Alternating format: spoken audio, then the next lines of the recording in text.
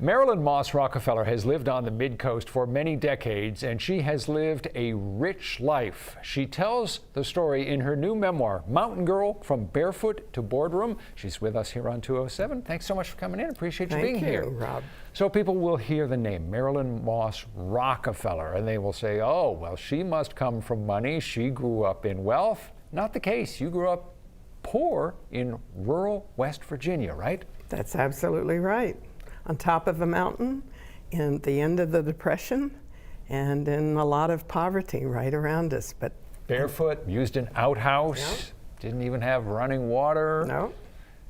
It was a time that really shaped your life, and even as your life proceeded, West Virginia and your roots as a girl stayed with you, although it was sometimes challenging. It's interesting, you were still pretty young when you and your mom moved north to Maryland, and she wanted you to lose your hillbilly accent, right? Yeah. What did she make you do to do that? Well, I was a tomboy. I wanted to climb trees. She cut my hair. She cut my braids because I was too old. I'm old enough now to have a braid, I decided, and at 83.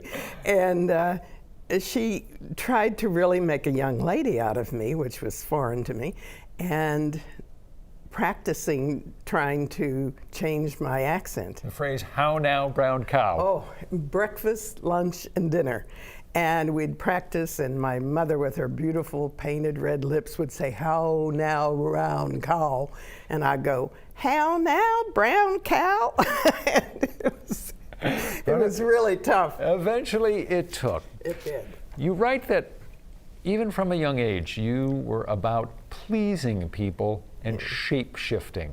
And those traits really define a lot of the book and your life, don't they? Yes, yes. Well, the first 9 years I consider the best years of my life. I mean, I'm very happy now, wonderful, but they were shaping me in terms of my values.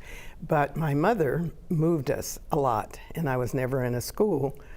One year, I would be in different schools 2 or 3 times a year. And it was very hard because I wanted friends and I wanted to fit in. So I became this chameleon that could just suddenly fit into anywhere.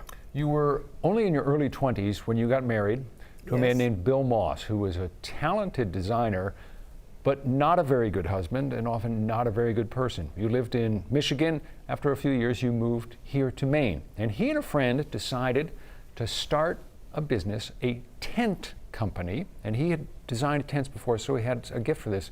What was your response when he said that he wanted to start up this business?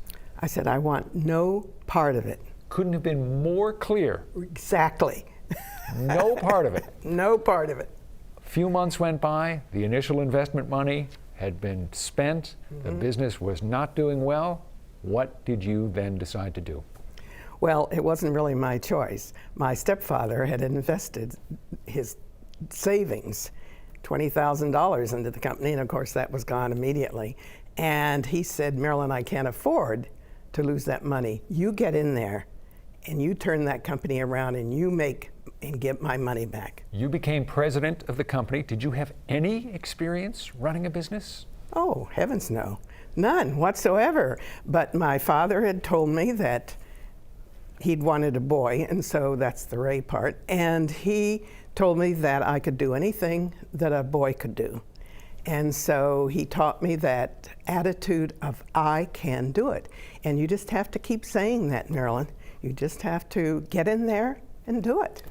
Over the next 2+ decades, you turned this business into a real success, had more than 160 employees, manufacturing tents in the Mid-Coast.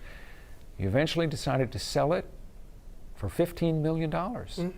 But this really changed your life.